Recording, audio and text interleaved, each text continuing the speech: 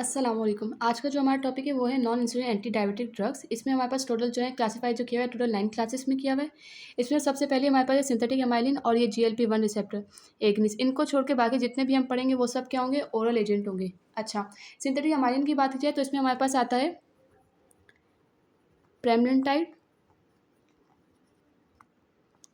Suffix तो इसमें कुछ भी नहीं, खैर TID कह सकते हैं, लेकिन इसमें हमारे पास एक ही ड्रग है। अच्छा, मोड ऑफ एक्शन की अगर बात की जाए तो इसमें हमारे पास क्या है कि ये क्या करता है, गैस्ट्रिक एम्पटिंग को डिले करेगा।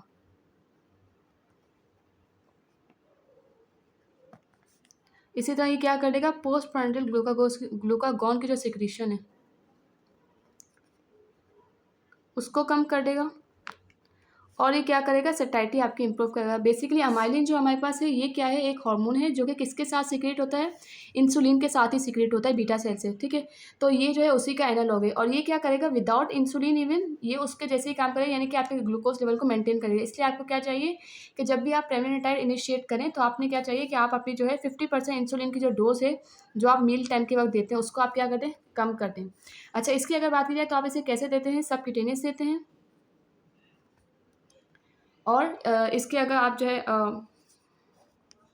इसके साथ, अच्छा, इसको आप क्या देते हैं, सबक्यूटेनियस देते हैं। और अगर इसके एडवर्स इफेक्ट की बात की जाए तो इसमें हमारे पास क्या आ सकता है, नोजिया, वोमिटिंग, एनोरेक्सिया। ठीक है, आपने इसको जो है अवॉइड करना है इन दोज पेशेंट जिन जो ऑलरेडी क्या हों, डायबिटिक गैस्ट्रोपेरेसिस के साथ आए हुए हों, that is delayed stomach emptying, या फिर जिनको क्रिसोल की हाइपर सेंसिटिविटी हो, क्रिसोल हाइपर सेंसिटिविटी हो, या फिर hypoglycemic unawareness. Then we have GLP-1 receptor agonist. GLP-1 क्या है, बेसिकली ये हमारे पास है ग्लूकागॉन लाइक पेप्टाइड रिसेप्टर। अच्छा, इनकी अगर बात की जाए तो इसमें जो हमारे पास ड्रग्स आते हैं वो क्या है, ADLS और फिर LNE। इनमें जो हमारे पास ADLS है ये क्या है, एल्बिग्लूटाइड और जो है लीराग्लूटाइड, ये सारे। तो इनका एंड का सफिक्स हमारे पास क्या बना, ग्लूटाइड। और बाकी जो ये दो हैं इनमें हमारे पास बेसिकली क्या है, इनमें सिर्फ हमारे पास है, इसका नाम है लिक्सिनाटाइड और ये एक्जिनाटाइड। तो इसमें हमारे पास क्या आ जाएंगे, एटाइड, वो ग्लूटाइड थे और ये क्या है, एटाइड है। इनके अगर जो है हमारे पास मोड ऑफ एक्शन की बात की जाए तो इनका मोड ऑफ एक्शन भी यही है कि ये भी गैस्ट्रिक एम्पटिंग को स्लो करेंगे, पोस्ट प्रांडियल ग्लूकागॉन की सिक्रेशन कम करेंगे, सेटाइटी बेसिकली आपके पास जो है बेसिकली आपकी भूख कम करवाएंगे। ठीक है, और ये क्या करते हैं, बी सेल की प्रोलिफरेशन करवाते हैं ताकि ज़्यादा से ज़्यादा बेसिकली इंसुलिन की सिक्रेशन हो। ठीक है, अच्छा, इनकी अगर जो है आप फार्माकोकाइनेटिक्स की बात करें तो इनको आप कैसे दे सकते हैं, इनको भी आप क्या देते हैं, सबक्यूटेनियस देते हैं। इनमें से जो हमारे पास जो लॉन्ग एक्टिंग है ये सारे हैं, जैसे ALD और SE हमारे पास चारों लॉन्ग एक्टिंग। इनमें से जो L है वो क्या है हमारे पास, लीराग्लूटाइड है। ठीक है, और जो हमारे पास एल्बिग्लूटाइड है, ड्यूलाग्लूटाइड है, इन और सीमाग्लूटाइड, इन तीनों को हम क्या देते हैं, वंस वीकली डोजिंग करते हैं इनकी। और इसकी क्या है, बेसिकली जो हमारे पास वो है लीराग्लूटाइड, ये तीन थे। और इसकी हम क्या करते हैं, once daily dosing, daily injection देते हैं इसका। अच्छा, इनके अगर एडवर्स इफेक्ट की बात की जाए, नोजिया, वॉमिटिंग, डायरिया, कॉन्स्टिपेशन वगैरह। अच्छा, इसमें हमारे पास क्या है कि नोजिया जो है हमारे पास ये मेन इनका एडवर्स इफेक्ट है। और भी जो है लोगों में पेनक्रियाटाइटिस की कंप्लेन भी देखी गई है, क्रॉनिक या एक्यूट। ठीक है, ऑल्सो जिनको जो है मेडुलरी थायराइड सेल कार्सिनोमा हो उनमें आपने क्या करना है, इनको अवॉइड करना है। देन वी है सल्फोनाइल यूरियाज। ये हमारे पास क्या है, इनको हम सिक्रीटा गोगस भी कहते हैं। क्यों, क्योंकि ये हमारे पास क्या करते हैं, इंसुलिन की सिक्रीशन करवाते हैं। और कैसे करवाते हैं, ये ATP डिपेंडेंट पोटेशियम चैनल को क्या कर देते हैं, ब्लॉक कर देते हैं।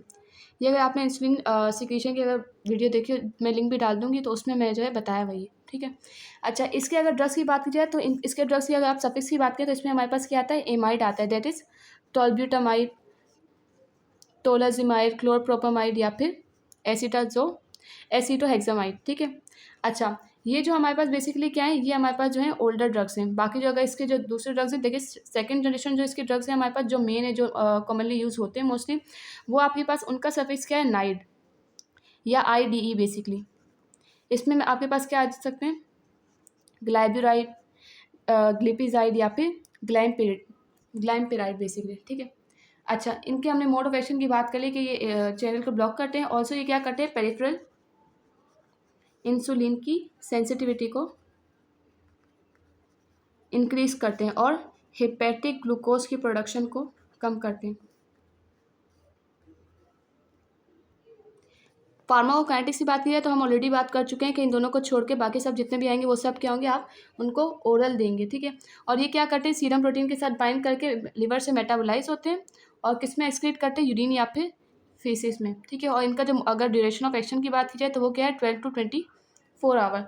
इनके एडवर्स इफेक्ट में हमारे पास क्या आता है, हाइपोग्लाइसीमिया, हाइपर इंसुलिनीमिया और वेट गेन। कॉमन जो इनका एडवर्स इफेक्ट है वो हमारे पास क्या है, वेट गेन है। बाकी रैश या फिर एलर्जिक रिएक्शन भी हो सकते हैं। और जो हमारे पास इसमें ग्लाइब्यूराइड है वो क्या करता है, रीनल इम्पेयरमेंट, उससे रीनल इम्पेयरमेंट हो सकती है।